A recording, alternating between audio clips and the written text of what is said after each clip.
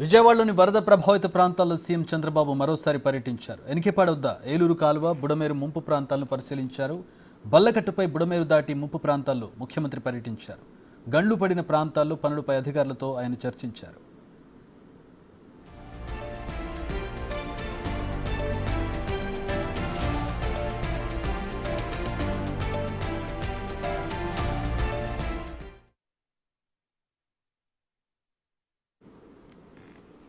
Collector కార్యాలయం నుంచి ఎనికేపాడు మీదుగా పొలాల్లోకి వెళ్లిన సీఎం బుడమేరు ముంపు ప్రాంతాన్ని పరిశీలించారు. నష్టంపై ఆరా తీశారు. కాలువపై ఉన్న పంటు దాటి ఏలూరు కాలువ పరిసరాల్లో ఆయన పరిశీలన చేశారు.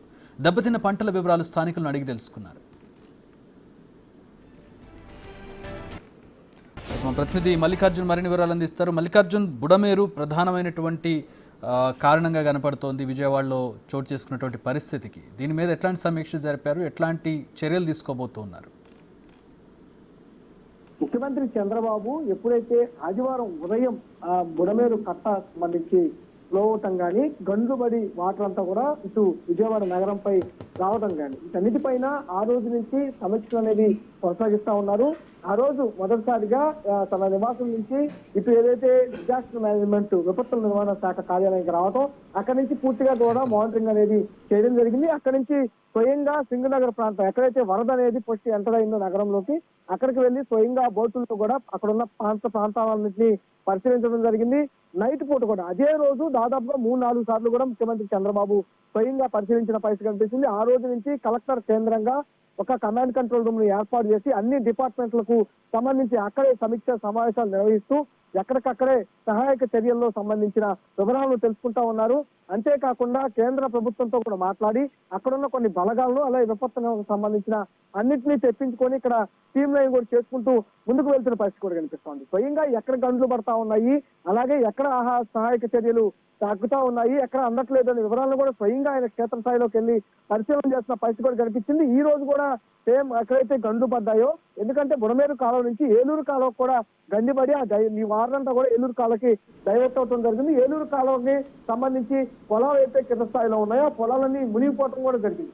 ఈ నేపథ్యంలో అక్కడ ఉన్న పొలాలను కూడా ఆయన చూడటానికి వెళ్ళడం జరిగింది. మొన్నటి వరకు ప్రొక్లైన్, జేసీబీ వీటిపైన ఆయన ప్రయాణించారు, పడవ పైన ప్రయాణించారు. ఇప్పుడు వాహనాలు ఎక్కించుకొని వెళ్లే పంట ఏదైతే ఉందో ఆ పంటపై ఎక్కి అక్కడి నుంచి వేలూరు కాలంలో నుంచి లోపలికి ఎక్కడైతే వరద ప్రభావిత ప్రాంతాలు ఉన్నాయో ఆ లోపలకు వెళ్లి స్వయంగా రైతులతో, అక్కడ ఉన్న రైతులతో కూడా మాట్లాడటం జరిగింది.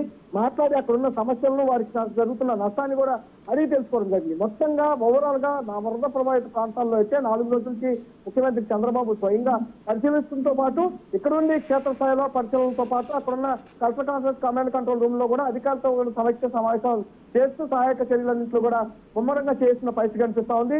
మొత్తం కూడా వరద ప్రభావిత ప్రాంతాలన్నీ పూర్తిగా తగ్గిన తర్వాత మాత్రమే తన ఇంటికి వెళ్తానంటూ కూడా స్వయంగా చెప్పడం జరిగింది. ఎందుకంటే వైజాగ్ సంబంధించి ఫిషింగ్ ఫోన్ వచ్చినప్పుడు స్వయంగా ఆయన 10 రోజుల పాటు అక్కడే ఉండి కార్యక్రమాలన్నీ చక్కదిద్దిన తర్వాత వైజాగ్ ను పునర్నిర్మాణం చేసి పూర్తిగా చక్కదిద్దిన తర్వాత బయటకు వచ్చిన పరిస్థితి. అక్కడ కూడా అలాంటి సుందరమైన వాతావరణం ఇక్కడ వచ్చి వరదలు వచ్చినాయి కాబట్టి ఇక్కడే ఉండి స్వయంగా నేను జిల్లా సిటీలోనే ఉండి ఇవన్నీ పరిశీలించి సమస్యలు పరిష్కరించిన తర్వాతే తిరిగి నేను వెళ్తానంటూ కూడా ముఖ్యమంత్రి స్వయంగా ఆ రోజు ప్రకటించిందని, అందులో భాగంగా ప్రతి నిమిషం కూడా సహాయక చర్యల్లో పాల్గొనడం కానీ, క్షేత్రస్థాయి పరిశీలన చేయడం కానీ, అది ఇక్కడికి వచ్చి కమాండ్ కంట్రోల్ రూమ్ లో ఇటు సమీక్ష సమావేశాలు నిర్వహించడం కానీ అన్నింటినీ ఓవరాల్ గా కోఆర్డినేషన్ చేసుకుంటూ ముందుకు వెళ్తున్న పరిస్థితి కనిపిస్తా ఉంది.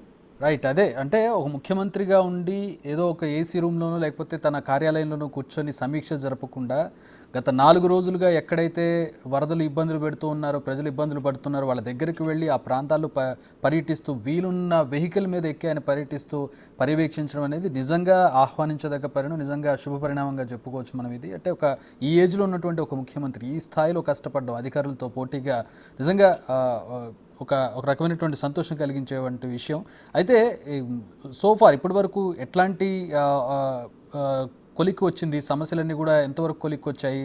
మంచినీటి సమస్య కావచ్చు, ఎలక్ట్రిసిటీ కావచ్చు, ఇతర సమస్యలన్నీ కూడా ఇప్పుడు వరద ద్వారా వచ్చినటువంటి సమస్యలను ఏమైనా క్లియర్ చేశారు? ఇప్పటి వరకు ఎంత పర్సెంటేజ్ ఆఫ్ క్లారిటీ వచ్చింది?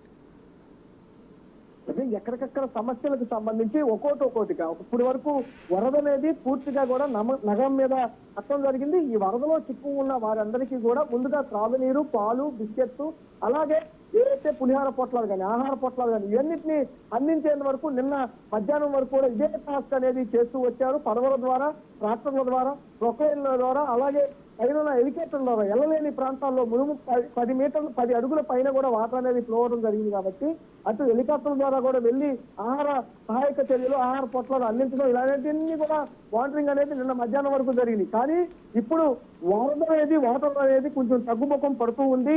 ఇప్పుడిప్పుడే ఒక్కొక్క ఏరియా అనేది బయటపడుతున్న పరిస్థితి కనిపిస్తా ఉంది. ఈ రోజు ఉదయం నుంచి ఆ బయటపడుతున్న ప్రాంతాల్లో నుంచి కూడా ఇప్పుడు అసలైన టాస్క్ అనేది ప్రధానంగా ప్రభుత్వంపై ఉంది. దాన్ని కూడా ఆ టాస్క్ ను కూడా ఫుల్ఫిల్ చేసేందుకు ప్రభుత్వ యంత్రాంగం పూర్తిగా సిద్ధమై చర్యలు కూడా చేస్తున్న పరిస్థితి కనిపిస్తా ఉంది. ఎందుకంటే వరద పోయిన తర్వాత బురద అనేది ఎక్కువగా మిగిలిపోతా ఉంది. ఆ బురదను క్లీన్ చేసేందుకు కూడా రాష్ట్ర నలుమూలల నుంచి 130 విపత్తు నిర్వహణ సంబంధించిన వాహనాలు ఏవైతే ఉన్నాయో ఫైర్ ఇంజన్లని 130 ఫైర్ ఇంజన్లు కూడా విజయవాడ నగరానికి నిన్న నైటే తెప్పించడం జరిగింది. వాటన్నిటి ద్వారా నీటి అనేది నింపుకొని ఒక్కొక్క ఏరియాకి అంటే డివిజన్ వైజ్ గా కూడా వాటిని విభజించడం జరిగింది. డివిజన్ వైజ్ గా ఒక్కొక్కటి 3 ఇంజన్స్ ని వారికి కేటాయించడం, ఆ డివిజన్ మొత్తం కూడా ఒక ఇన్ఛార్జ్ ని, ఒక ఐఏఎస్ అధికారిని, ఐపీఎస్ అధికారిని నియమించడం, వాళ్ళందరి పర్యవేక్షణలో 3-4 డిపార్ట్మెంట్ తో కోఆర్డినేషన్ చేసుకుంటూ కూడా వాటి క్లీనింగ్ సెక్షన్ ముందుగా క్లీనింగ్ సెక్షన్ అనేది ముందు ఏర్పాటు చేస్తూ ఉన్నారు. పురపాలక శాఖ వాళ్ళు ఇక్కడ చెత్త ఏదైతే ఉందో మొత్తాన్ని కూడా క్లీన్ చేస్తున్న పరిస్థితి కనిపిస్తా ఉంది. పారిశుద్ధ్య కార్మికులు ఆ చెత్తని క్లీన్ చేస్తా ఉన్నారు. డ్రైనేజీలు ఏదైనా ఇరుక్కొని ఉంటే వాటిని క్లీన్ చేస్తేనే ఆ రోడ్ లో ఉన్న నీళ్ళు అనేది పొయ్యే కార్యక్రమం ఉంటుంది. కాబట్టి డ్రైన్ క్లీన్ చేస్తున్న పరిస్థితి కనిపిస్తా ఉంది.